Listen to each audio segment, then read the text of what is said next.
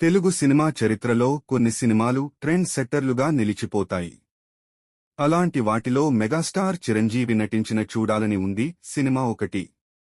గుణశేఖర్ దర్శకత్వంలో వచ్చిన ఈ యాక్షన్ థ్రిల్లర్ 1998 సంవత్సరంలో ఒక పెద్ద సంచలనం సృష్టించింది.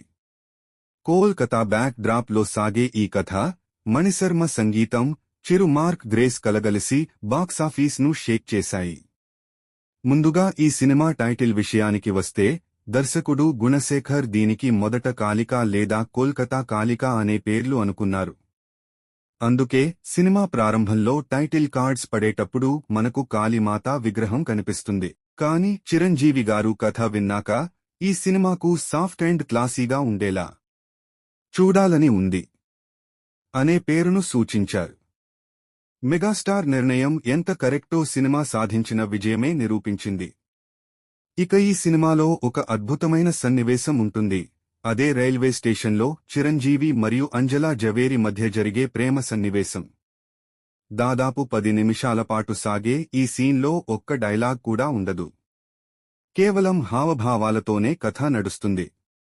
గుణశేఖర్ గారు ఈ ఒక్క సీన్ కోసమే 20 పేజీల బుక్లెట్ లాంటి నవల రాశారు. చిరంజీవి గారు అది విని నవ్వుతూ, ఇది పవన్ కళ్యాణ్ స్టైల్ లాగా ఉంది, తొలిప్రేమ లాంటి సినిమాలో ఉంటే బాగుంటుందేమో, నాతో ఎందుకు చేయిస్తున్నారు అని సరదాగా అడిగారట. కానీ షూటింగ్ పూర్తయ్యాక అవుట్పుట్ చూసి చిరుగారే ఫిదా అయిపోయారు.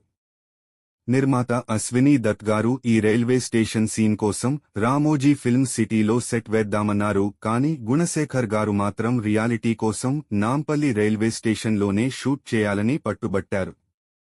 ప్రయాణికులకు ఇబ్బంది అవుతుందని రైల్వే అధికారులు మొదట అనుమతి నిరాకరించినా, చివరికి పర్మిషన్ రావడంతో నాంపల్లి మరియు కాచిగూడ స్టేషన్లలో 3 రోజుల పాటు షూటింగ్ చేశారు.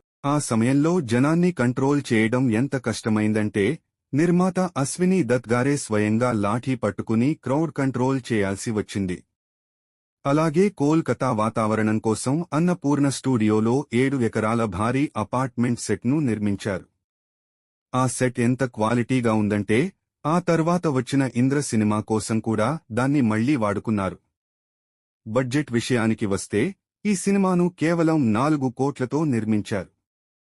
కానీ థియేటర్లలో ఇది అప్పట్లోనే 16 కోట్ల షేర్ వసూలు చేసి ఆ సంవత్సరం బిగ్గెస్ట్ బ్లాక్ బస్టర్గా నిలిచింది. ఒక్క హైదరాబాద్ సుదర్శన్ థియేటర్లోనే 1,34 లక్షలు వసూలు చేయడం ఆ రోజుల్లో ఒక పెద్ద రికార్డ్. మణిశర్మ అందించిన యమహా నగరి పాట, సరోజ్ ఖాన్ కొరియోగ్రఫీ, మనీష్ మల్హోత్రా కాస్ట్యూమ్స్ ఈ సినిమాను మరో స్థాయికి తీసుకెళ్లాయి. ఇప్పటికీ యూట్యూబ్లో ఆ రైల్వే స్టేషన్ సీన్ వీడియోలు వైరల్ అవుతూనే ఉంటాయి. ఈ వీడియో నచ్చినట్లయితే మా ఛానల్ని లైక్ చేయండి, షేర్ చేయండి మరియు సబ్స్క్రైబ్ చేయండి. Thank you friends.